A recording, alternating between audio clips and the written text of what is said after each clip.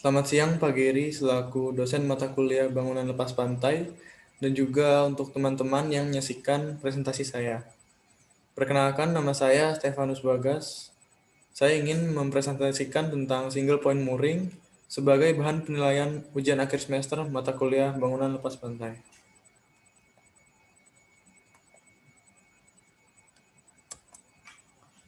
Jadi outline yang akan dibahas pada presentasi saya mengenai UAS ini adalah desain single point mooring, kemudian komponen single point mooring itu sendiri, dan beserta juga fungsi dari komponen single point mooring. Sebelum itu, kita harus mengetahui single point mooring itu. Single point mooring adalah struktur bangunan lepas pantai yang berfungsi sebagai penahan posisi kapal tanker produksi. Jadi bentuk single point mooring ini adalah sebagai buoy untuk menahan posisi kapal tanker yang akan melakukan produksi di tengah laut atau di lepas pantai. Jadi kapal-kapal tanker ini juga bisa termasuk FPSO, FLNG, FSO, dan juga kapal-kapal tanker pengangkut lainnya. Selain penambatan, single point mooring juga dapat berfungsi sebagai loading dan unloading produk bangunan dari bangunan lepas pantai itu sendiri ke dalam kapal tanker yang sudah saya sebutkan tadi. Jadi single point mooring yang akan kita bahas di sini adalah catenary anchor leg mooring. Berdasarkan konfigurasinya, catenary anchor leg mooring ini berbeda dengan taut leg anchor. Taut anchor leg. Taut anchor leg memiliki sudut langsung dari permukaan laut menuju ke buoy-nya. Jadi taut leg anchor leg ini tidak ada mooring lain yang bersentuhan langsung dengan permukaan laut. Sedangkan pada catenary ada beberapa meter dan juga sebagian besar di sini mooring lainnya bersentuhan dengan permukaan laut, dan sebagiannya lagi mengikuti jalurnya untuk menahan posisi dari buoy itu sendiri. Karena posisinya yang seperti itu, catenary anchor leg mooring hanya bisa beroperasi pada perairan yang dangkal. Karena juga dalam perairan yang dalam membutuhkan biaya pemasangan yang lebih rumit dan juga umur pemakaian yang tentunya lebih sedikit, dikarenakan semakin dalam perairan maka tekanan yang didapatkan oleh material juga akan semakin besar. Karena terdapat mooring line yang langsung bersentuhan dengan permukaan laut, catenary tidak memiliki beban gaya vertikal, karena semua beban akan difokuskan pada gaya horizontal, di mana yang akan menahannya itu adalah berat mooring itu sendiri.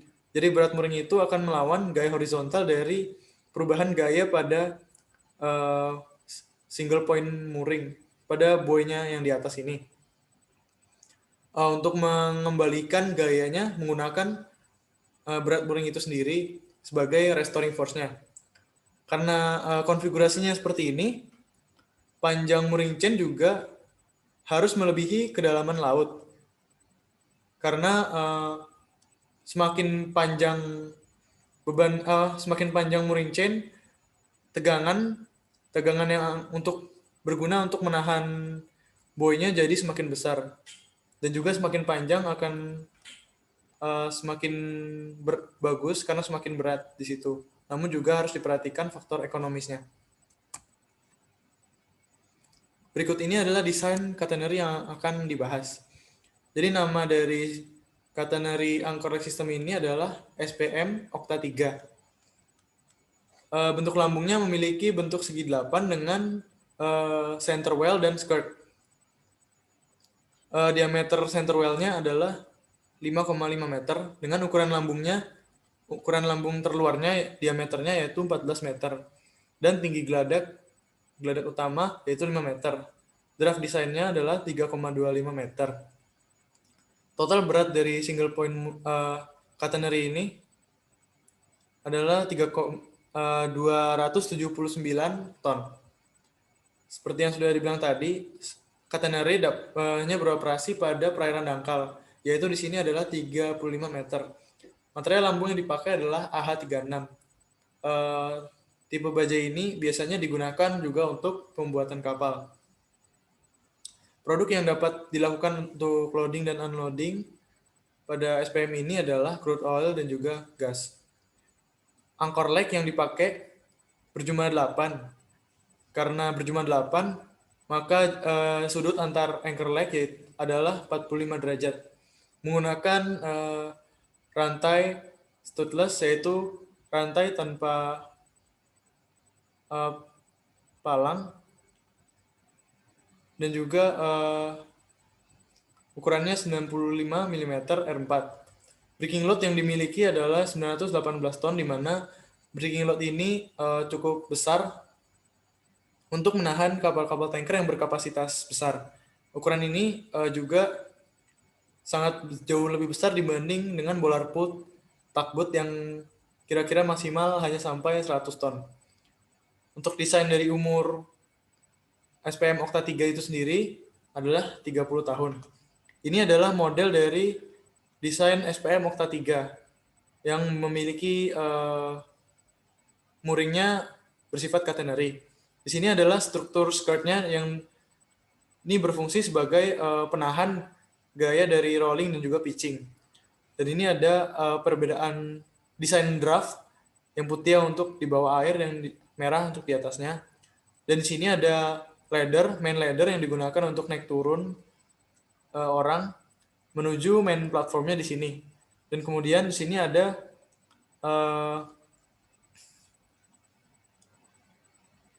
mooring bridle dan juga mooring platform sebagai tempat tambatan kapal tanker kepada buoy tersebut.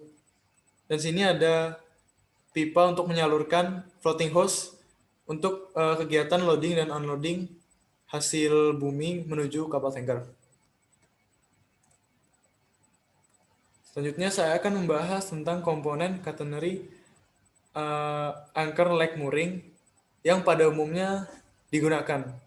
Jadi komponen-komponen tersebut pada umumnya terdiri dari buoy itu sendiri, kemudian mooring house, anchor leg, pipa-pipa riser terdiri dari subsea hose dan swivel, kemudian ada plam, adalah pipeline and manifold, subsea pipeline, dan yang terakhir ada floating hose assemble. Jadi komponen-komponen tadi dibagi berdasarkan fungsi dan juga bagiannya masing-masing. Berikut ini adalah 4 bagian fungsi dari komponen-komponen yang ada di catenary anchor leg mooring. Yang pertama adalah calm buoy. Jadi buoy-nya itu sendiri sebagai sarana tambat, sarana terapungnya, dan juga stasiun bongkar muat minyak ke kapal tanker. Selanjutnya ada anchor leg mooring system. Jadi ini adalah sistem penambatan jangkar dari buoy calm buoy yang tadi ke dasar laut dengan sistem catenary yang sudah dijelaskan. Jadi sistem mooring ini terdiri dari anchor leg, yaitu jangkarnya, dan juga mooring chain. Jadi desainnya sudah dijelaskan pada slide sebelumnya. Kemudian ada tanker hauser equipment. Jadi tanker hauser ini adalah penambatan tanker terhadap calm buoy tadi selama proses pengoperasian bongkar muat minyak ataupun gas alam. Jadi komponen yang ada di sini adalah mooring hauser. Jadi mooring hauser biasanya menggunakan tali tambang nilon yang dihubungkan dengan rantai. Rantainya akan dihubungkan pada kapal tanker itu. Jadi pada kapalnya itu nanti akan ada chain stoppernya untuk menahan posisi rantai agar tidak maju mundur. Yang terakhir ada floating hose. Jadi floating hose ini adalah penyaluran dari bongkar muat atau hasil bumi yang didapat dari sumur menuju kapal tanker.